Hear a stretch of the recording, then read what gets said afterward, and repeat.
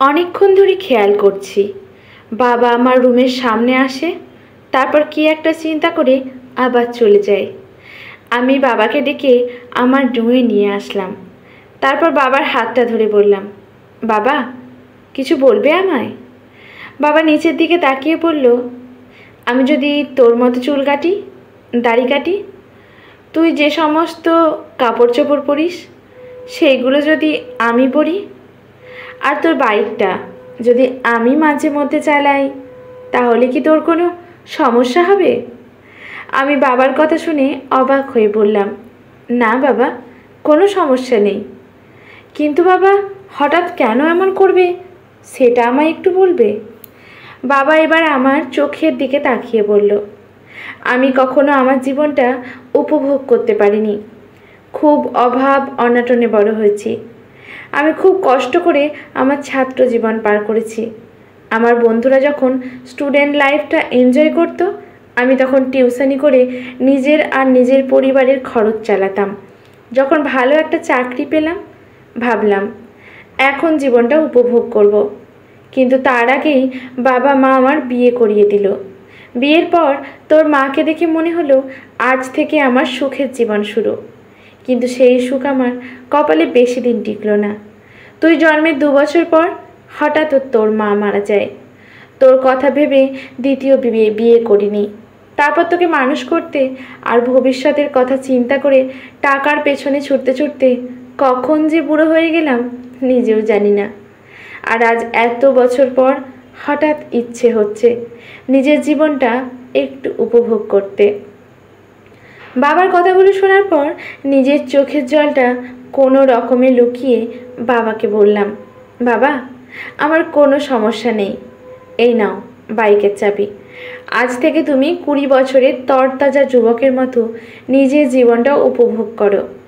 সেদিন দুপুরে অফিসে বসে কাজ করছি, এমন সময় আমার বন্ধু রাকিব আমায় ফোন করে বলল, পিয়াস চাচা কি ঠিক আছে? আমি বললাম, মানে?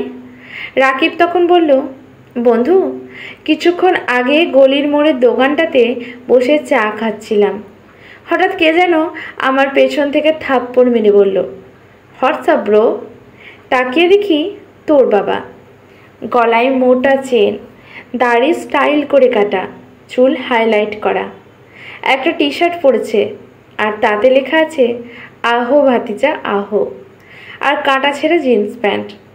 আমি তোর বাবাকে বললাম, আসসালামু চাচা। কিন্তু তোর বাবা আমার ডান গালে থাপ্পড় মেরে বলল, আমাকে কি চাচার মতো লাগে? আমি রাকিবের কথা শুনি বিরক্ত হয়ে বললাম, দেখ আমার বাবা মডার্ন বাবা, তোর বাবার মতো ফিকিন্নি বাবা না। আজ থেকে তোকে আমি চাচা বলে ডাকবো, আর তুই আমার বাবাকে দাদা বলে ডাকবি, বুঝলি? এই কথা বলে আমি ফোনটা রেখে কাজে মন দিলাম।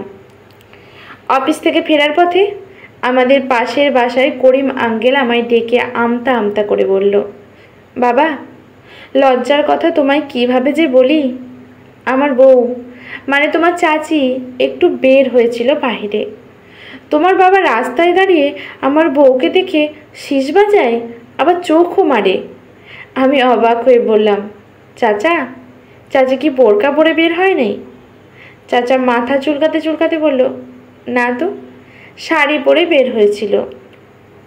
আমি তখন বললাম, দেখুন চাচা, বোরকা না পরে বের হলে রাস্তাঘাটে বাচ্চা পোলাপান তো একটু আধটু শীষ বাজাবে, চোখে ইশারা করবে, এটাই স্বাভাবিক।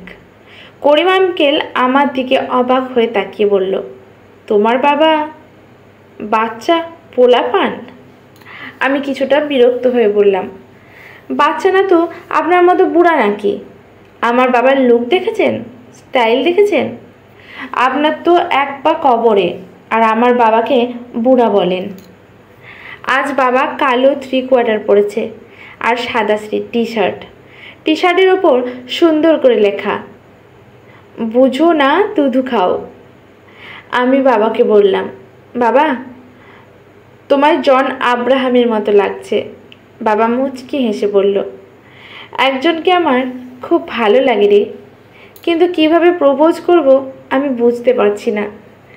আমি বাবাকে বললাম, তুমি মোটেও চিন্তা করো না, তোমার এই লাভার বয় ছেলে তোমাকে সব শিখিয়ে দেবে।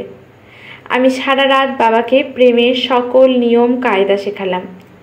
কয়েকদিন পর কলিং বেজের আওয়াজ শুনে দরজা খুলে আমি পুরো অবাক হয়ে যাই। দেখি বাবা একটা মহিলাকে বিয়ে করে নিয়ে এসেছে। আমাকে দেখে বাবা বলল, পিয়াস, সালাম কর, আজ থেকে উনি তোর নতুন মা। আজকাল একা থাকতে ভালো লাগে না, তাই তোর দেওয়া বুদ্ধি কাজে লাগিয়ে প্রেম করে বিয়ে করে ফেলি। আমি এই মুহূর্তে ঠিক কী বলবো বুঝতে পারছি না। এমন সময় আমার গার্লফ্রেন্ড শ্রাবণীর ফোন। আমি ফোন রিসিভ করতেই শ্রাবণী কাঁদতে কাঁদতে বলল, পিয়াস, মাকে কোথাও খুঁজে পাওয়া যাচ্ছে না। আমি গোমরা মুখ করে বললাম, তোমার মা আমাদের বাসায়, তুমি তাড়াতাড়ি আসো। ছাদের এক কোণে চুপ করে বসে আছি। শ্রাবণী আমার কাছে এসে আমার পিঠে সামনে কিল ঘুষি মারতে লাগলো। তারপর কাঁদতে কাঁদতে বলল, 5 বছর প্রেম করে শেষমেশ ভাই বোন হয়ে গেলাম।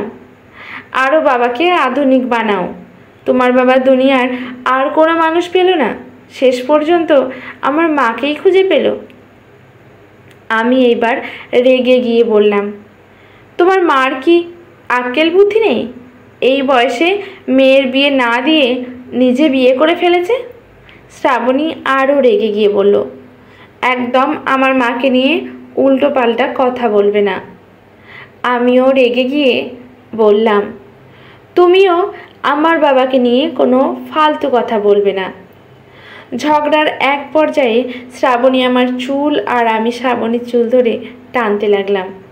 এমন সময় খেয়াল করি বাবা আর শ্রাবণীর মা আমাদের দেখে হাসছে আর বলছে, ভাই বোন ঝগড়া করবে, এটাই তো স্বাভাবিক। আজকের এই মজার গল্পটি আপনাদের কেমন লাগলো অবশ্যই কমেন্ট করে জানাবেন। ভালো লাগলে একটা লাইক করতে ভুলবেন না, শেয়ার করে দেবেন আপনাদের টাইমলাইনে। লেখকের উপর শ্রদ্ধা জানিয়ে পরবর্তী গল্পের জন্য অপেক্ষা করুন। ধন্যবাদ।